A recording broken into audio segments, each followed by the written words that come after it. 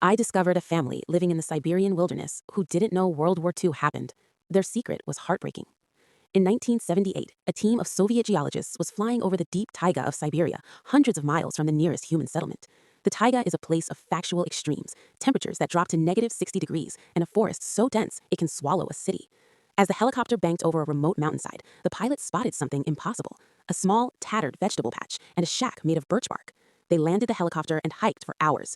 When they reached the clearing, they were met by an old man with matted hair and clothes made of stitched together burlap. He didn't run. He just looked at the geologists and asked, "Have you come to tell us the Tsar is back?"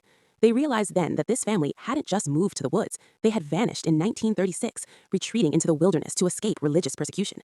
They had been in total isolation for over 40 years.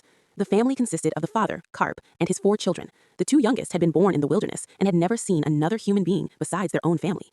Their language had devolved into a series of rhythmic grunts and ancient religious chants. They lived on the edge of permanent starvation. They had no salt, no bread, and no metal. When their only kettle rusted away, they lost the ability to cook.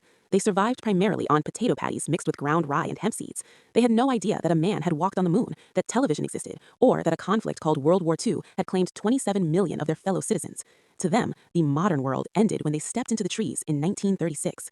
The saddest part of the story isn't the isolation, it's what happened after they were found. The geologists tried to help. They brought salt, grain, and modern tools, but the family's immune systems were a factual time capsule. Because they had been isolated for so long, they had no resistance to common modern viruses. Within 3 years of being discovered, 3 of the 4 children died.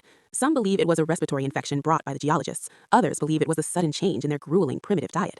The daughter, Agafia, was the only child left. When the geologists offered to fly her back to a modern city to give her a warm bed in a grocery store, she refused. She chose to stay in the birch bark shack, alone in the freezing forest. She realized that the world they had escaped in 1936 was gone, but the world that replaced it was too loud and too fast for her to survive. She chose the silence of the trees over the noise of the living. To this day, Agafia remains the last resident of the taiga, living in the same spot where her family once hid, protecting a way of life that the rest of the world forgot a century ago.